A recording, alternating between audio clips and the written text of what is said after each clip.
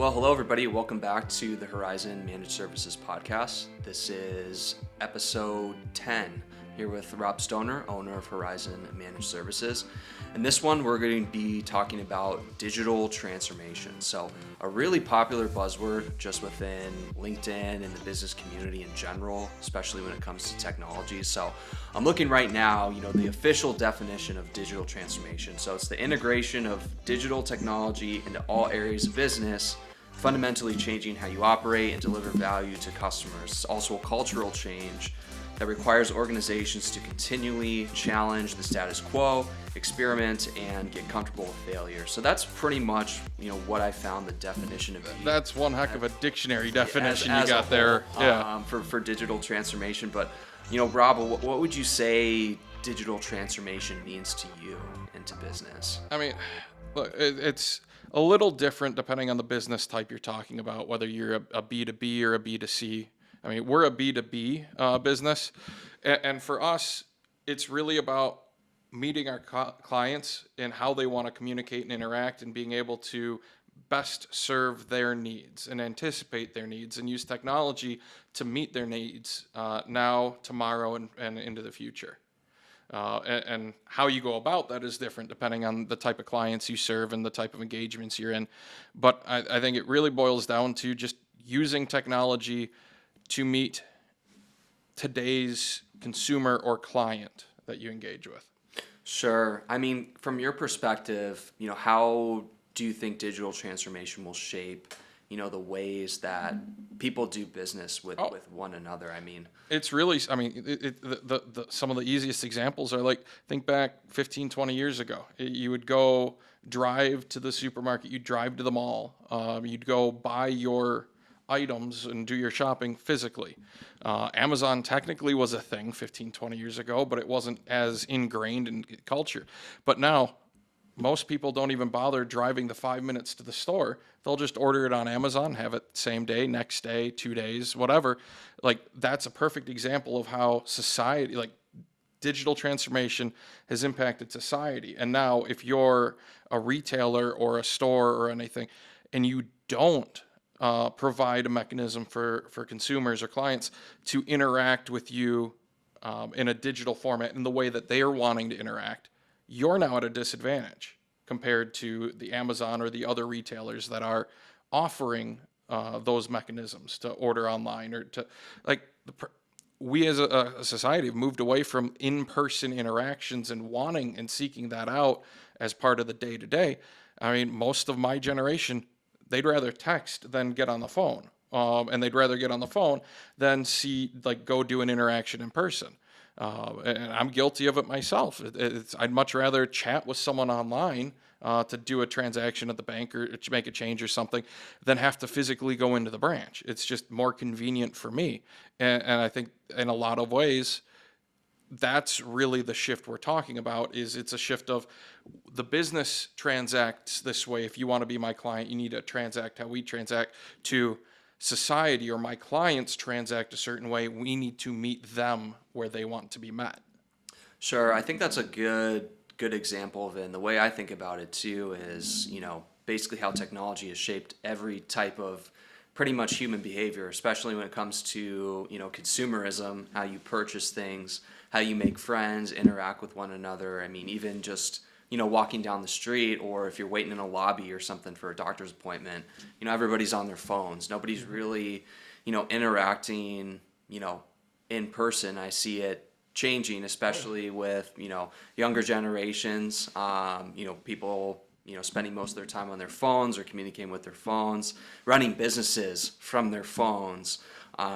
So, it's just interesting to see kind of how it's shaping not only how people consume, but just also society as a whole. I mean, gosh, you mentioning sitting in a doctor's waiting room. I remember going and doing the highlights magazines or the Car and Track magazine and all that. Now you go in there and there may be 2 6-month-old magazines because no one reads them. The doctor's office has said it's not providing value to our clients. They're going to entertain themselves with their phones or with their devices. They're going to take care of themselves. So we're going to stop that spend and invest it elsewhere in the business to provide more comfortable chairs or whatever the case may be to make them more comfortable. But that's a perfect example of shifting from a physical, non-digital medium to embracing a digital transformation. And now the business didn't say, hey, bring your phone in and entertain yourself, but society said, we're going to entertain ourselves with a digital device, and the business had to adapt to that. Sure, and I think a big thing for businesses too, especially in the age of digital transformation, is attention as currency. Because at the end of the day, what it boils down to, especially if you're in a B2C environment, is if you can capture attention, then that's going to drive customer growth and business growth. At the end of the day, it's all based on attention, especially with all the content. You have the world at your fingertips, essentially, where you scroll on YouTube or you search something online or you see an advertisement. There's hundreds of different things coming to you all at once, and you have all this information out in front of you. And I think that over time, it's shortened people's attention spans, especially when it comes to what they find valuable or what they're going to purchase. At least from a B2C standpoint, is capturing that attention. If you can capture someone's attention through an advertisement or content, then you can build an audience. And I think it's to that point too. For today's SMB, it's less about the advertisement and more about the content. Today's average consumer is a lot more educated, and they will self-educate. They will go do research on their own, reach out to peers and conduct their own kind of informal surveys and research, read articles by you and your competition, and try and come to the table not as a blank canvas, but with some formulation of ideas of what they already want. Whether that's good or a challenge for you as a business owner, it depends on the situation, because sometimes the ideas they formulated are based on incorrect premises. But it doesn't change the fact that the consumer is doing their own research. They're leveraging technology. So they're not coming to you say, hey, show me the paper that says your product is better. They're going out and looking at what's available at their fingertips online. And if you're not embracing like an online presence and putting information out that isn't just talking about what it is you sell, but why you sell it, and some of the benefits of your approach or your product versus some of the competition or anything like that, you need to be providing educational or content in more of an educational form than just like the 30-second Taco Bell commercials from back in the 90s, which were cool. They'd get you, they're fun, but that doesn't really drive people to a B2C storefront anymore. Sure. Yeah, that makes a lot of sense too. And one thing that I think about, especially with digital transformation, is how it impacts, a sales process. I think of, back in like the 80s or 90s or something like that, like a used car salesman, or maybe somebody selling copiers, kind of, what's that movie called? I forgot. Office Space? Not Office Space. It's I forgot what it was called. The Glengarry movie. Oh, yep. I forgot what that was called. Glengarry Glen Ross, I think. Something like that. Glengarry, and the Always Be Closing, and that type, or Boiler Room, or Wolf of Wall Street. Some of those older, hard sale 80s, tactics, 90s sales tactics. Yeah, those don't work anymore. Because that mentality of always be closing, and you got to pound and pound and pound. Customers now are a lot more educated and a lot smarter, and most of the time, before they even engage with the salesperson, since people are interacting with people less and less and less and less and less, they're already pretty far along in the buying process before they even engage with the salesperson. So my question is that, from a B2C standpoint, obviously you don't really need salespeople unless maybe it's a very high ticket item like a boat or a house or something like that. Or something that needs another thing that comes to mind with a B2C that still does need sales is kind of like the beautician giving you samples of stuff in the mall or something like that, if malls are still a thing where you're at. But yeah. Yeah, but my question is, how would you see digital transformation impacting, companies that are doing B2B, business to business, sales or revenue generation in, the next, couple years? How do you think businesses need to adapt from a digital transformation standpoint? It's like the specific tasks that they're doing are different, like they're embracing different technologies, but the end result is the same. We're trying to, we sell to businesses. We're an IT provider, a managed service provider that works with businesses. But who works at those businesses? They're people, they're humans, they're educated consumers. And so when someone who we're not working with goes, I need to look for a new managed service provider, I need IT support or whatever, they're going to just lean back and lean into what they're used to doing for their B2C searches and kind of research. And they're going to do that even for their business. I'm a business owner and I do that too. It's when we look at implementing a new tech, I'm going to reach out, I'm going to do some reading and reviews and try and figure out what the right approach is. Like at the end of the day, there are humans on the other side of that business that we're dealing with, and they're going to still kind of do that self-education and that they're going to search for the answers themselves so that they feel like they can come to the table knowledgeable and not just get sold a bill of goods. And so a lot of it boils down to shifting the business focus from just talking and beating your chest about how what you sell is better than the competition. And again, it's back to that education. It's back to putting out content. But I think in a lot of ways, it's investing in tooling to be efficient and allow, once they're a customer or a client, allow them to self-service in a lot of ways. Allow them to, if you're selling a product, let them look up warranties, let them look up order history, invest in some kind of a digital online platform, a portal or whatever, where they can see their entire client portal or like profile. Like CRM systems have this and things like that. For us, it's a PSA, but it allows them to go try and seek out what they're looking for without having to reach out to someone and explain what they're looking for. In a lot of cases, it takes more time to explain what I'm looking for than me just trying to find it myself. And then I get, like, personally, if I can't find what I'm looking for from a vendor, I get frustrated having to reach out to a rep and then explain what I need and go through the justification process of why I need it and what we're trying to do.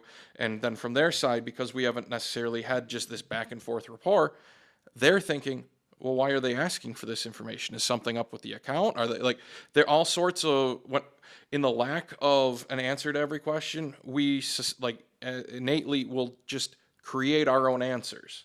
And we're not comfortable as a society anymore of just, in most cases, asking the blunt questions. What's going on? Is there something wrong? Oh no, I'm just trying, we're redoing our record system and I want to make sure I've got the most up-to-date copy of the contract. Things like, a lot of times the reasoning is benign, but if I have to sit there and then what could have been a 5-minute thing where I go research and pull the copy of the contract from a portal turns into a half-an-hour discussion with a rep who's now concerned that, hey, we might be rethinking our engagement.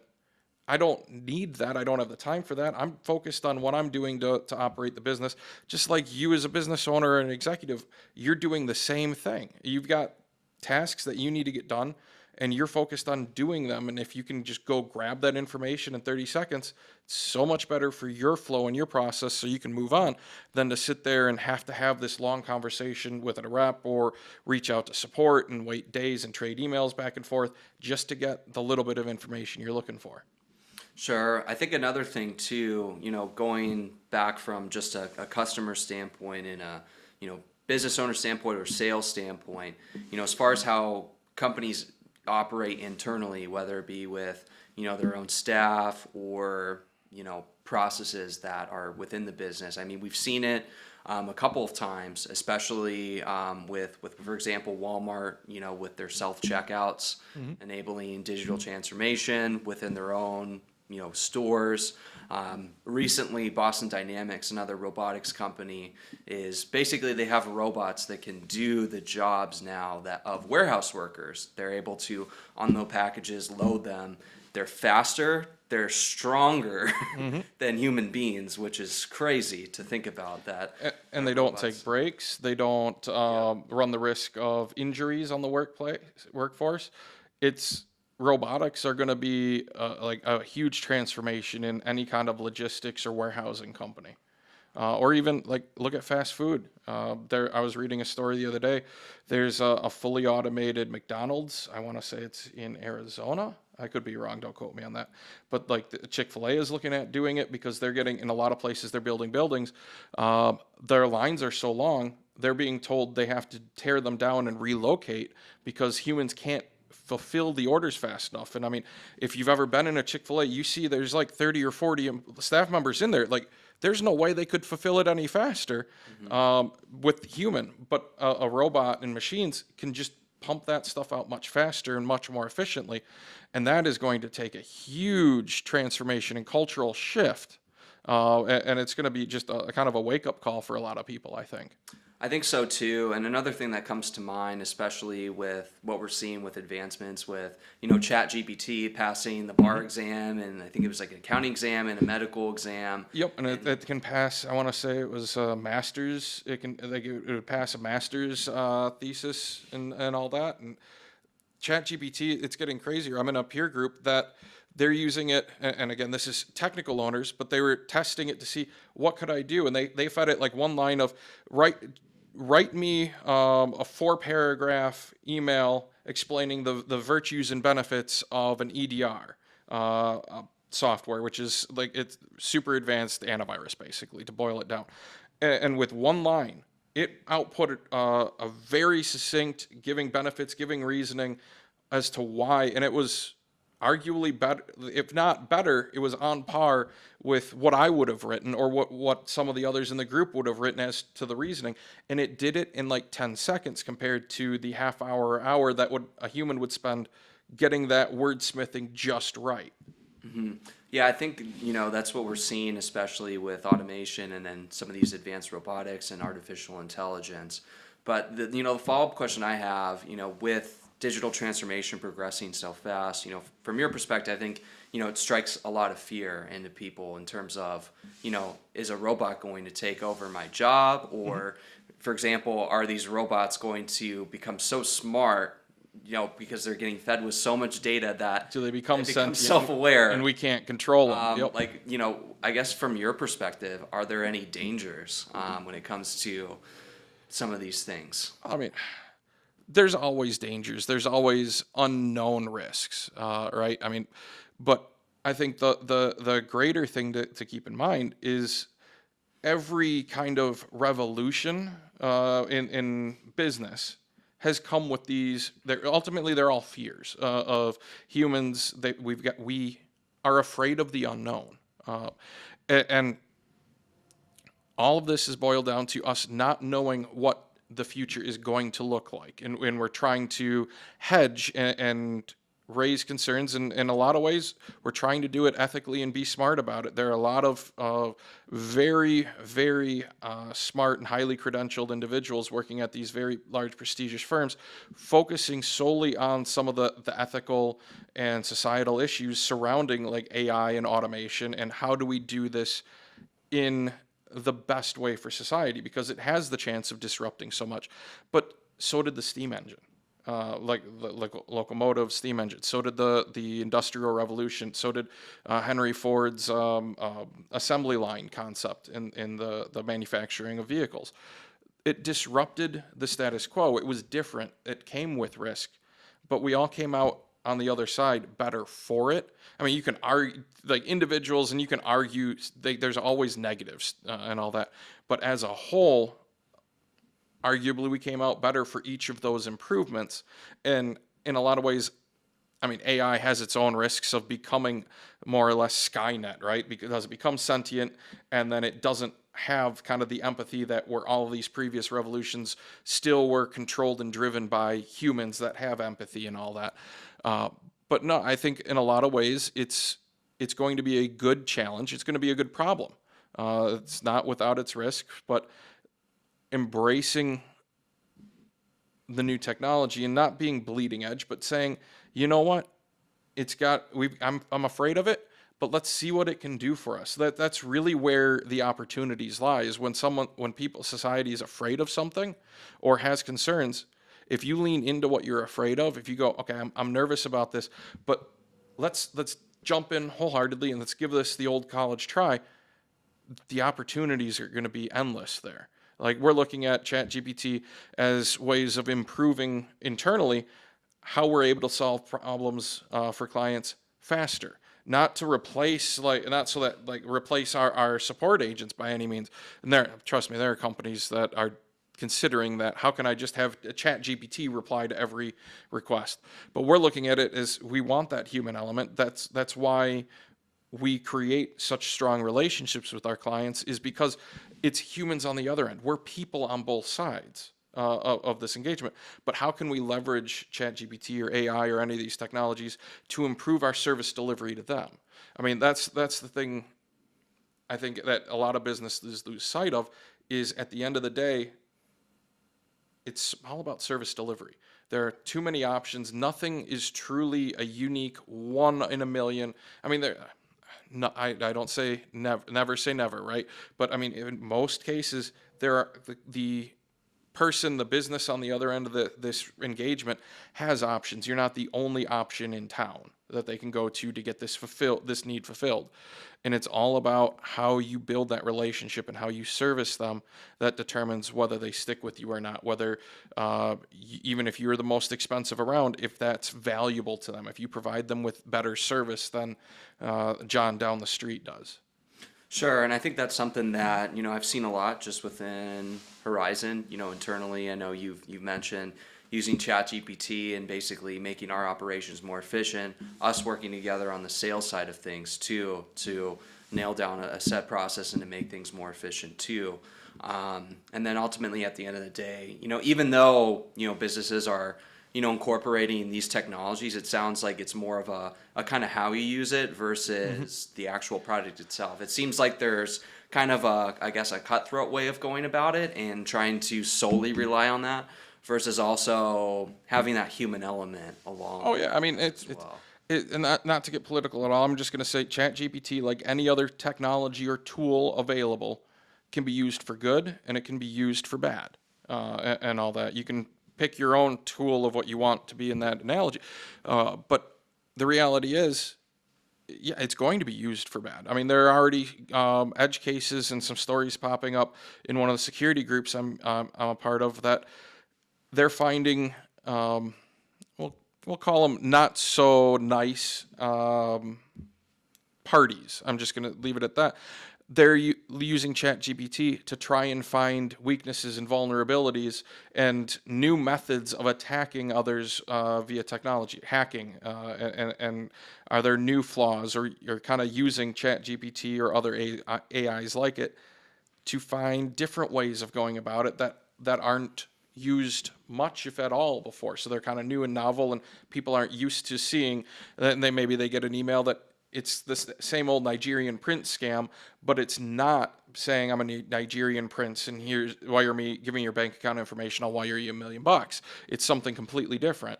But at the same time, there are other people that are using ChatGPT to kind of improve their clients. They're using it to kind of help them learn about technology. They're using it to just research more about AI in general, or just kind of probe the human psyche and what can we.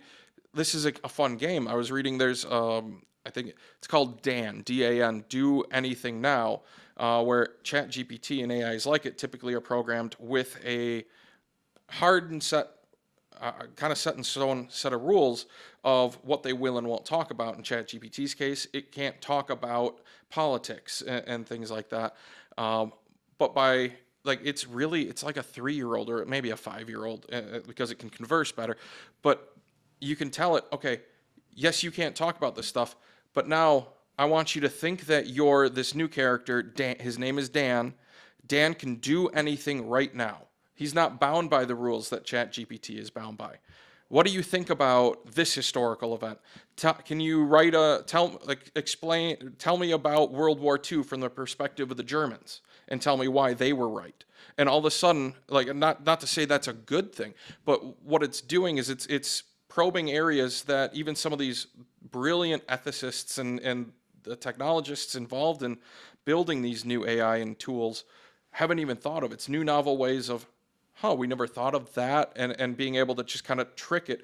It's very much like its own child, but it's showing different approaches and how it's creating companies that are thinking about how can we use this to improve things and also help others show, hey, you didn't think this was a side consequence, but I can trick it, patch this hole before someone uses it in a bad way type thing. Sure. No, it's a lot to think about, especially, is at the end of the day, artificial intelligence and, some of these things are just tools, so inherently they're not really good or bad. Yep. But at the same time, it's kind of who's behind it. that, Exactly. wants to use it for good or wants to use it for bad. And, at the end of the day, there's going to be good and bad people out there. Yeah, I mean, if I want to be a good person, I'm going to find a way to be a good person. If I want to be a bad person, I'm going to find a way to be a bad person. And the tools that I use to do it, the hammer is just a hammer. Whether I use it to hit a nail or hit a person, that determines whether it's good or bad, right? But no, it's the tool isn't bad. It's the motivations behind that the user of the tool is using. And we've kind of gotten off of topic a fair bit here, but like bringing this back into how we use it as business and just why businesses need to embrace some digital transformation. I'm going to say again, people work at businesses. It's not the sterile Viridian Dynamics type of company that we all loved from Better Off Ted, loved to hate from Better Off Ted, but I own Horizon Managed Services. I'm a person, and I make decisions like regardless of how hard I try to remove emotion from decision making, it's still going to enter in because I'm human. Same with any other business that you're working with. There are people on the other side of that, and what they bring to the table too, beyond emotion and all that, is they bring expectations that have stemmed from their B2C engagements, working like buying from Amazon, buying from Walmart, and being able to just pull into the parking lot, pop their trunk, and have Walmart load in their groceries for them. They bring those expectations to the business world, and the B2B world is typically years behind the B2C world because there's a lot more nuance with regard to like contracts and how the engagements are structured than just we have something to sell, do you want to buy it, here's how you can buy it from us type of a thing. But still, you're dealing with people on the other side of that, and if that person is accustomed to an experience or an offering or an avenue that you don't offer but your competitor does, they're going to start looking at that competitor more and more the longer it takes you to embrace kind of moving away from just pen and paper, in-person meetings when the competitor says, here, I'll send you a DocuSign, let's hop on Zoom or Teams or Google Meet and kind of hash this out type thing. Sure. I think when it comes to B2B, like you mentioned before, it's a lot of relationship building. Mm-hmm. And then typically the products or contracts itself are a lot more complex than, for example, buying a toothbrush on Amazon. Exactly. It's not like, with a B2B, they're typically a lot more expensive. The contract's a lot more complex. And, the relationship has to be built. So that's something that, is really, really hard and difficult to do just by going on a website and doing a one-click type of purchase, especially for a decision that's really big. Now, kind of tying into my last question is, for example, there's a business that is, a small business that's really looking to really embrace digital transformation and, get up to speed with it and continue to adopt new technology. I mean, I guess from your perspective, what recommendations do you have in terms of going about that? Because, not everybody is super versed in, what's available and what's out there, but especially how to utilize it for their business. So what would be your first recommendations in terms of how they go about finding someone, either doing it themselves or finding somebody to help them? The first thing I'll say is reach out to us. We're happy to have those conversations. Even if you're not the right fit, we can still spend 15, 20 minutes, kind of point you in the right direction of where to look. But like, let's say you're starting your small business, like let's say 1 to 5 employees or something like that. You're trying to embrace this digital transformation.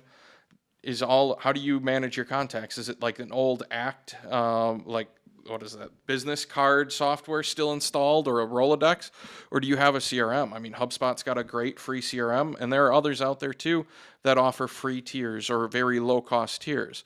Like another simple one that comes to mind, and I use it to manage like personal tasks with my wife and I and what's going on and little projects at home, is Trello.